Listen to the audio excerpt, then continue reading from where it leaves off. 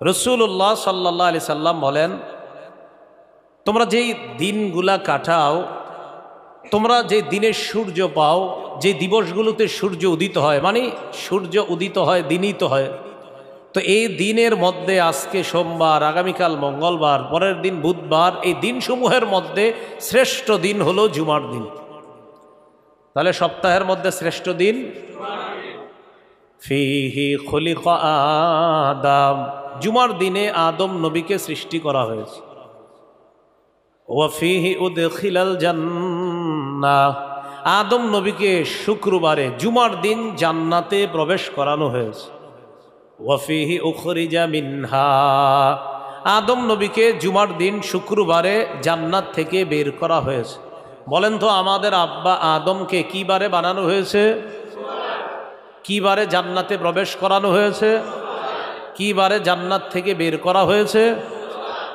এরপরে নবী বলেন, ওয়ালা তাকুমুস সাআতু ইল্লা ফি ইয়াউমিল জুমুআ, শোনো, কিয়ামতটা যেদিন ঘটবে সেই দিনটাও জুমার দিন। সুবহানাল্লাহ। তাহলে কিয়ামত কি বারে ঘটবে? কোন বছর? তাহলে কিয়ামত হবে জুমার দিনে হবে। কোন বছরের জুমার দিনে হবে এটা জানেন আল্লাহ। কোন এক বছরের কোন এক জুমার দিনে হবে, বাকি ওই কোন বছরটা জানেন আল্লাহ, কোন জুমার দিনটা জানেন আল্লাহ। আল্লাহ আমাদেরকে এইভাবে বিশ্বাস করার তৌফিক দান করেন। আবার ফেসবুকে লেখা দিয়েন না যে আগামী শুক্রবার, তো অভ্যাস আছে তো, লেখা দেয় যে মিষ্টি টিষ্টি সব বিতরণ করে শেষ করে দেন, বিষয়গুলো যেন না হয়।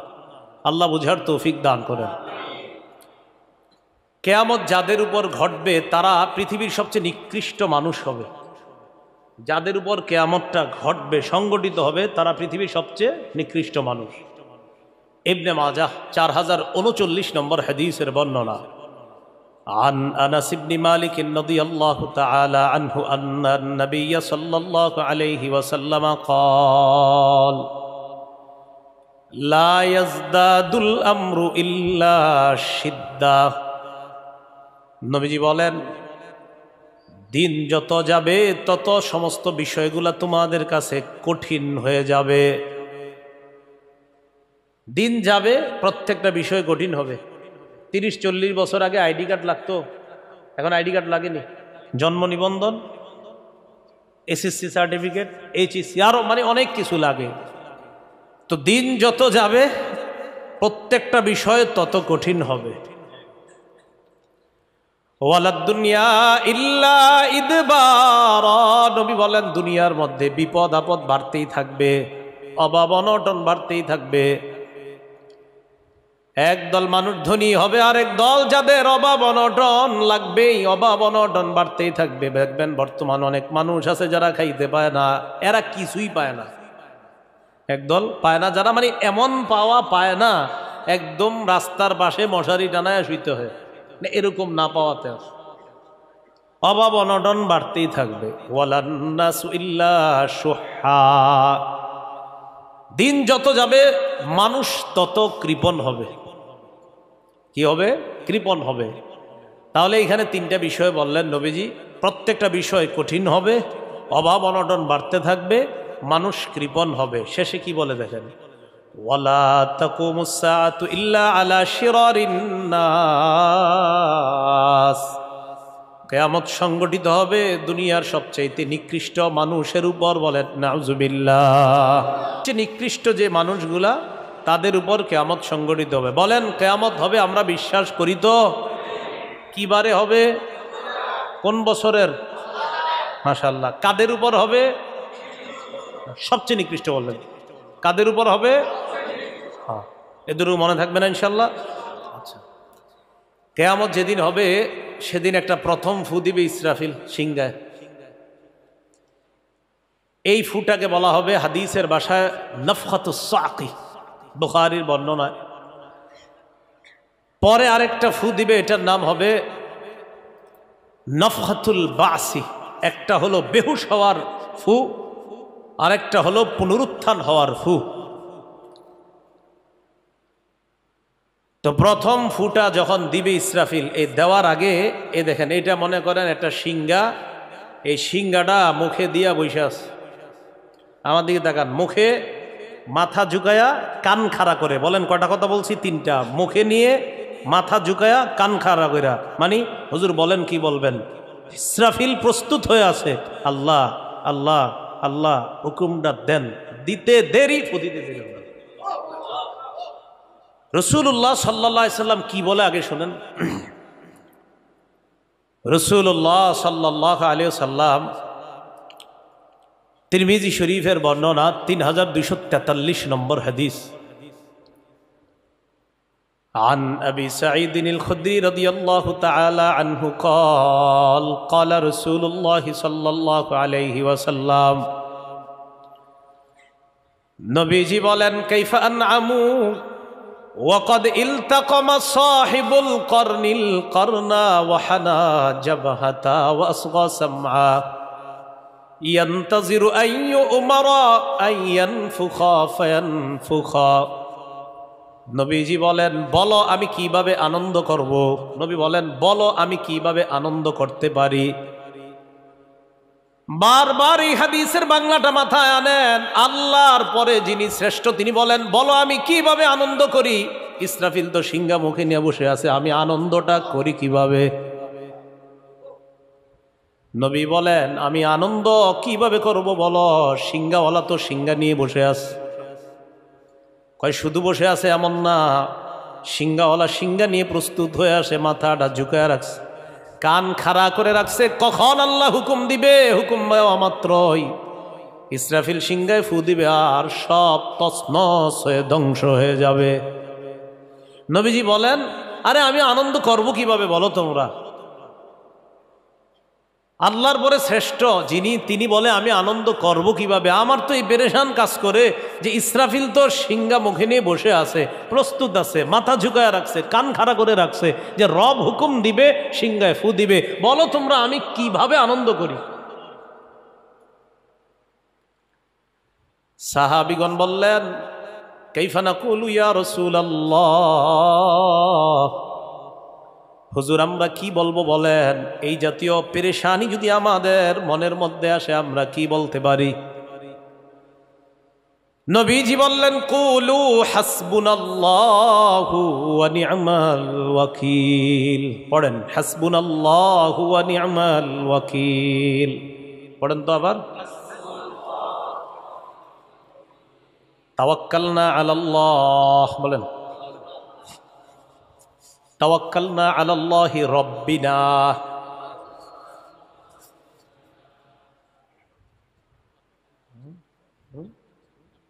চেঞ্জ করে দেন। হ্যাঁ,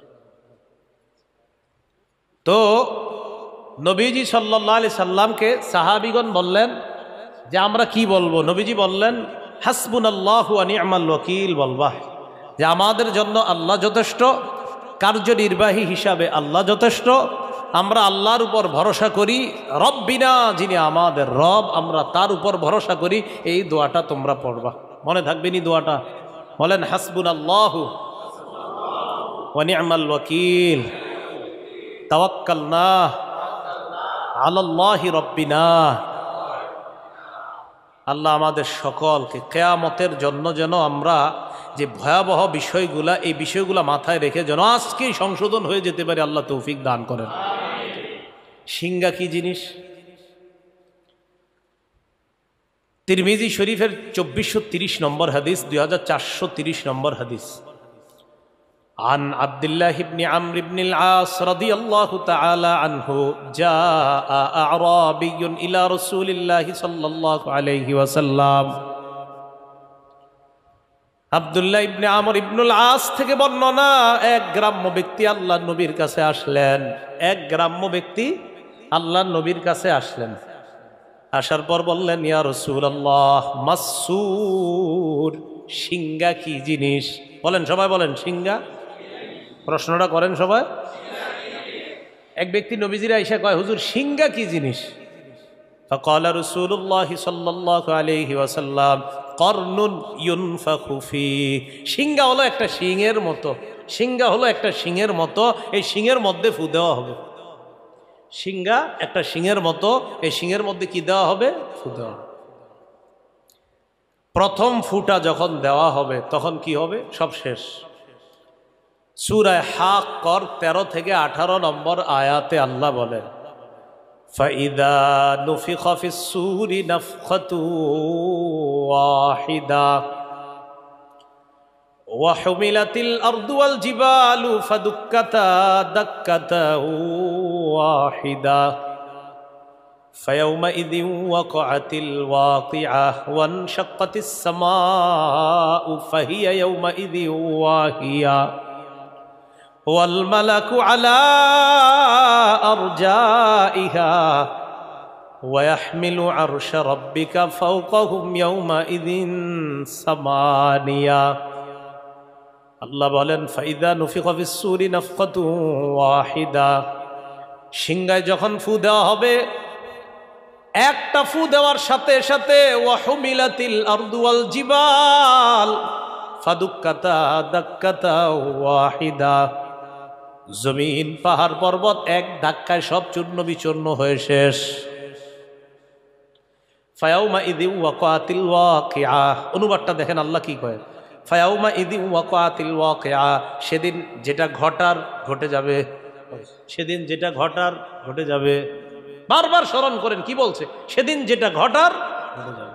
তুমি যে হও, যারা থাকো দুনিয়াতে, আল্লাহ বলছেন খালি বলো কবে আসবে কবে আসবে। অনেকে বলো বিশ্বাস করো না, অনেকে বলো সংশয় যে হতেও পারে নাও হতে পারে। আল্লাহ বলে যেদিন যেটা ঘটার সেটা কিন্তু ঘটেই যাবে। এরপর আল্লাহ বলেন, ওয়ানশাক্কাতিস সামাউ ফাহিয়া ইয়াউমাইযিন ওয়াহিয়া। আমি ঘরের জানালা দিয়ে মাঝে মাঝে আসমানের দিকে তাকাই, একটা স্মরণ হয় তখন এটা, ওয়ানশাক্কাতিস সামাউ ফাহিয়া ইয়াউমাইযিন ওয়াহিয়া। দুইটা আয়াত স্মরণ হয়। একটা সূরা মুলকে আল্লাহ বলেন যে তুমি আসমানের দিকে তাকাও, হাল তারা ফিহা মিন ফুতুর, তুমি দেখো তো কোনো আসমানের মধ্যে কোনো ছিদ্র খুঁজে পাও। সুম্মারজিউল বাসারা কাররাতাইন ইয়ানকালিব ইলাইকাল বাসারু খাসিআ, তুমি আবার তাকাও, বারবার তাকাও আসমানের দিকে, দৃষ্টি তোমার কাছে এমনভাবেই ফিরে আসবে যে আসমানে কোনো ছিদ্র ইত্যাদি কিছুই খুঁজে পাবা না। আল্লাহ বলছেন যে তাকাও, কোনো ছিদ্র পাবা না, কিচ্ছু পাবা না। আল্লাহ বলেন ইসরাফিল যখন ফু দিবে, জমিন পাহাড়গুলা যখন তছনছ হয়ে যাবে, যা ঘটার যখন ঘটে যাবে, ওয়ানশাক্কাতিস সামা, কত সুন্দর আসমান দিয়ে তোমাদেরকে আমি উপরে ছাদ দিয়ে রাখলাম। আল্লাহ বলেন এই আসমানটা ফেটে অচল দুর্বল হয়ে চৌচির হয়ে যাবে, শেষ হয়ে যাবে। ফাহিয়া ইয়াউমাইযিন ওয়াহিয়া, সেদিন এটা অচল দুর্বল হয়ে যাবে, টুকরা টুকরা হয়ে যাবে। তো এরপর আল্লাহ বলেন, ওয়াল মালাকু আলা আরজাইহা,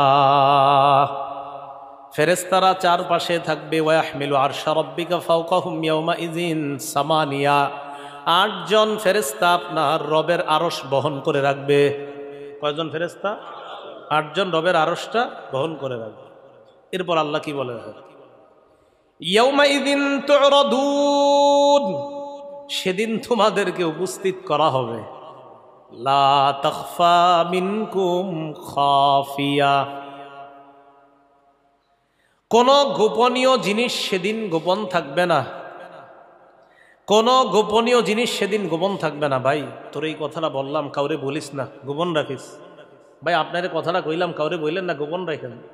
আল্লাহ কয় সেদিন কোনো গোপন থাকার জিনিসও গোপন থাকবে না, আমি যেটা চাইবো সেটাই হবে। এ হলো প্রথম ফুয়ের পর সব শেষ, আসমান জমিন পাহাড় সব শেষ প্রথম ফুয়ে।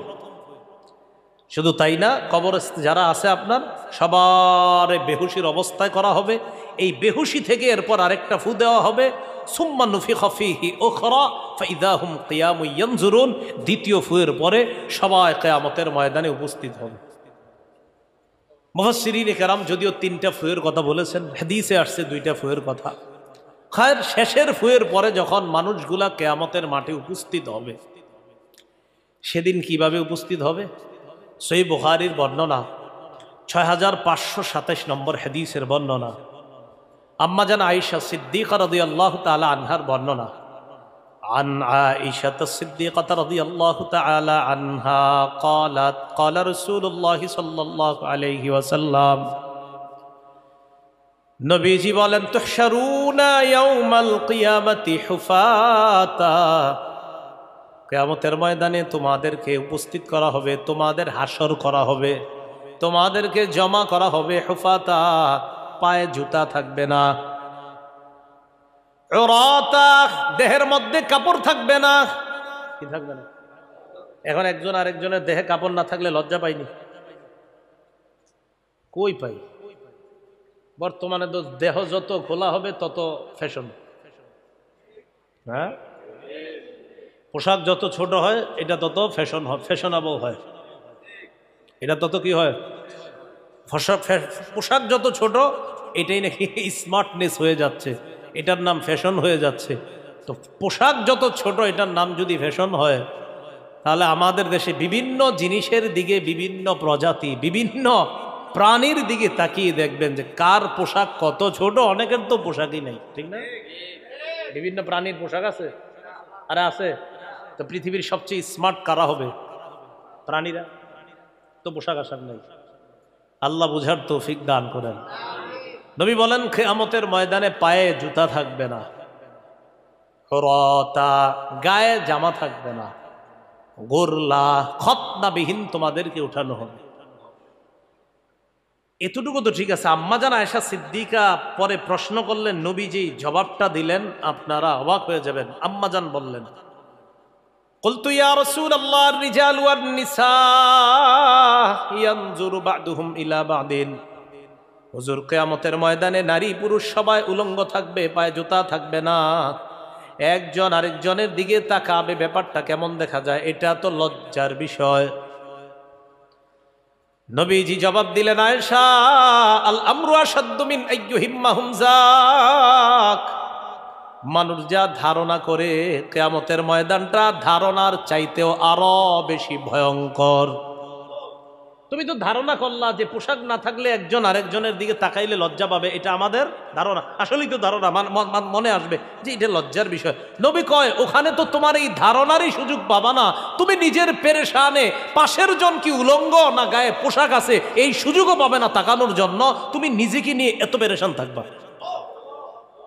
এটা ভাবেন তো, যে দুইজন পাশাপাশি, হেরে নাকি আমি দেখবো না, পেরেশানি। তো পেরেশানিটা কি পর্যায়ে?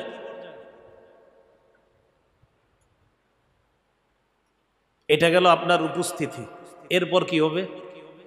সবাই যখন উপস্থিত হইল, সহিহ বুখারীর বর্ণনা 4812 নম্বর হাদিস, আবু হুরায়রা রাদিয়াল্লাহু তাআলা আনহুর বর্ণনা। তিনি বলেন, সামিআতু রাসূলুল্লাহি সাল্লাল্লাহু আলাইহি ওয়াসাল্লাম ইয়াকুল, আমি আল্লাহর নবীকে বলতে শুনলাম, ইয়াকবিজুল্লাহুল আরদা ইয়াউমাল কিয়ামাহ ওয়া ইয়াকফিস সামাওয়াতি বিয়ামিনি।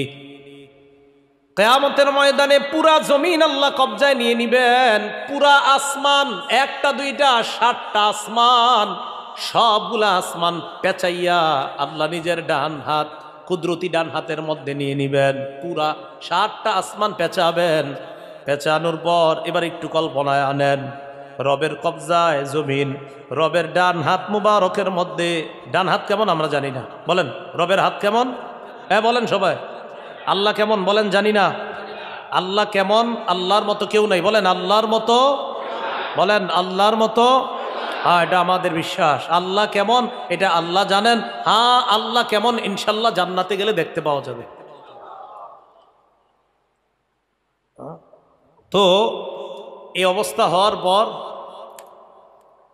আল্লাহ পাক রব্বুল আলামিন তার কুদরতি ডান হাতের মধ্যে সবগুলা আসমান পেঁচায় নিবেন, জমিনটা কবজায় নিবেন। নেওয়ার পর আল্লাহ কিয়ামতের মাঠে বলবে, আনাল মালিক, আমি বাদশাহ,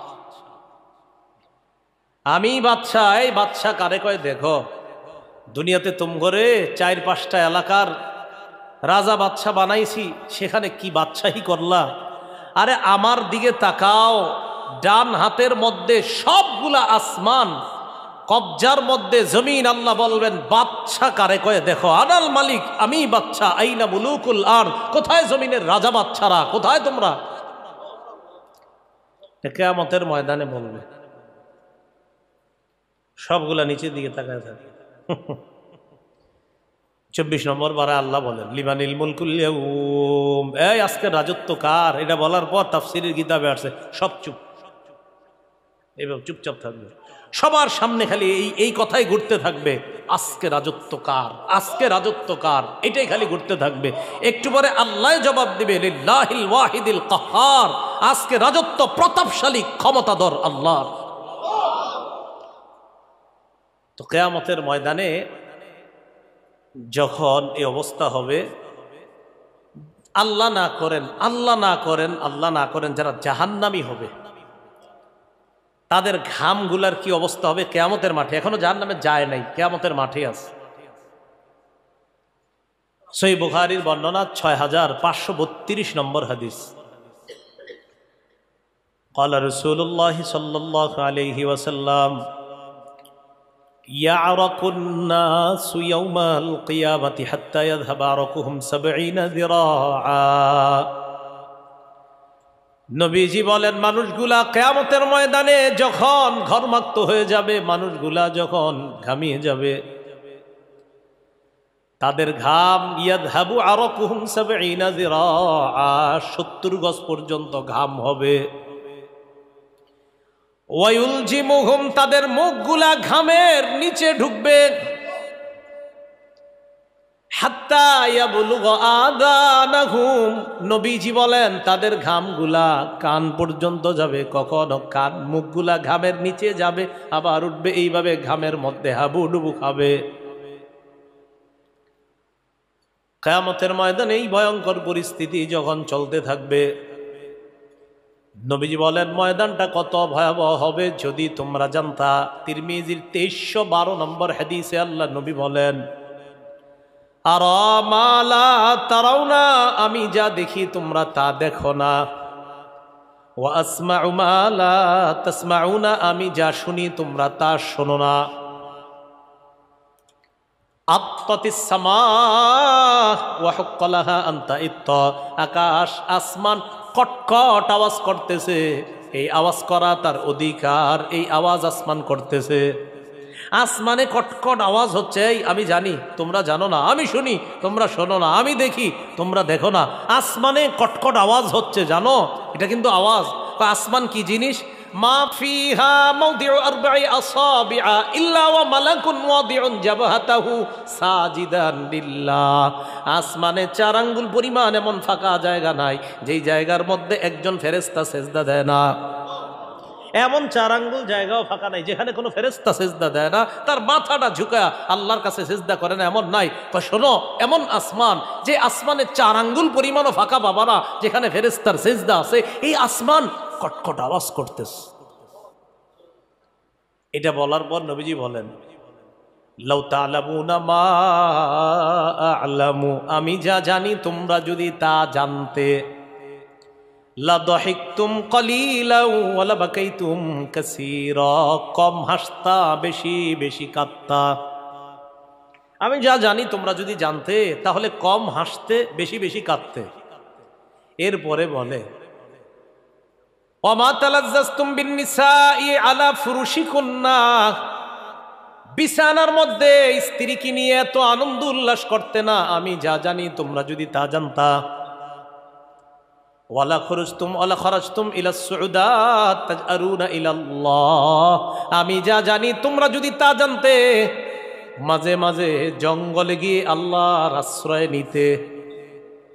জঙ্গলে গিয়ে বলতা আল্লাহ মাবুদ আমারে বাঁচান, আমারে বাঁচান।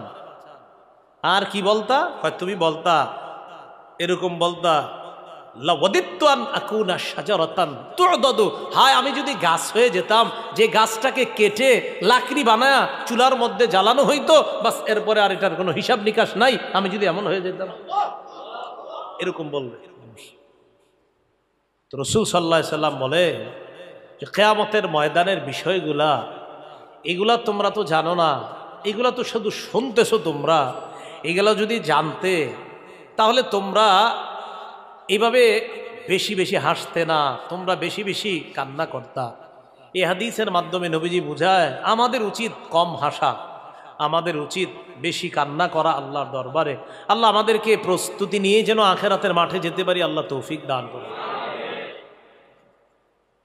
সেদিন যাদের অবস্থা সবচেয়ে ভয়াবহ হবে, অনেকেরই অবস্থা সবচেয়ে ভয়াবহ হবে, এর মধ্যে এক শ্রেণী হলো বক্তাগণ। কারা কারা? টেনশন করেন, জোরে করেন, আমি তো আমারই কইতেছি, জোরে বলেন কারা? বক্তারা, বক্তাগণ, যারা মানুষকে নেক কাজের আদেশ করত, অসৎ কাজের নিষেধ করত। তারা বিষয়টা কি? বুখারী, মুসলিম, আবু দাউদ, নাসাই হাদিসের এক যুগে অনেকগুলা কিতাবের মধ্যে আসছে। রাসূলুল্লাহ সাল্লাল্লাহু, মুসলিম শরীফে পূর্ণ বর্ণনাটা আসছে, বুখারীতে আসছে আংশিক, মুসলিমে আসছে লম্বা করে।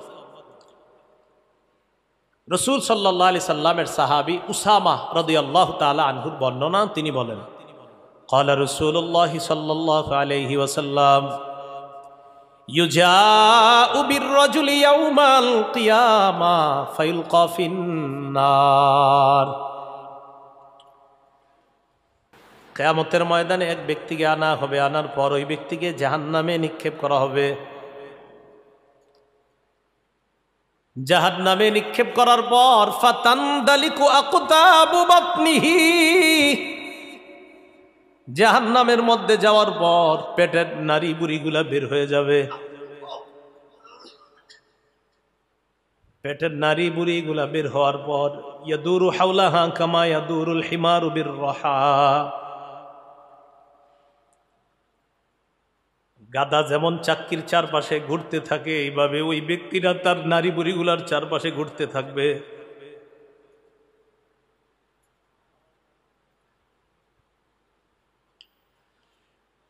ফায়াজতামিউ ইলাইহি আহলুন নার, অন্যান্য জাহান্নামীরা তার কাছে আসবে।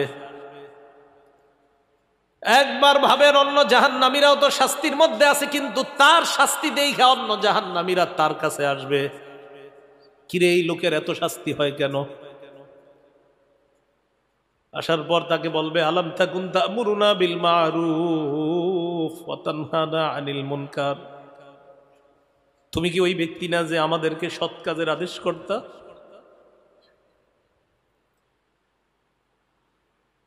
তুমি কি ওই ব্যক্তি না যে আমাদেরকে অসৎ কাজ থেকে নিষেধ করতা? তুমি আমাদেরকে কত নামাজের কথা বলতা, কত ভালো ভালো কথা বলতা, তুমি এইখানে কেন?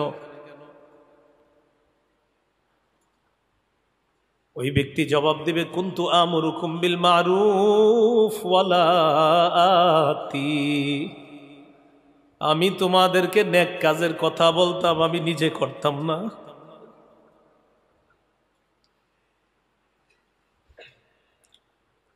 ওয়া আনহাকুম আনিল মুনকারি ওয়া আতি, আমি তোমাদেরকে অসৎ কাজ থেকে নিষেধ করতাম, কিন্তু আমি নিজেই খারাপ কাজগুলা করতাম।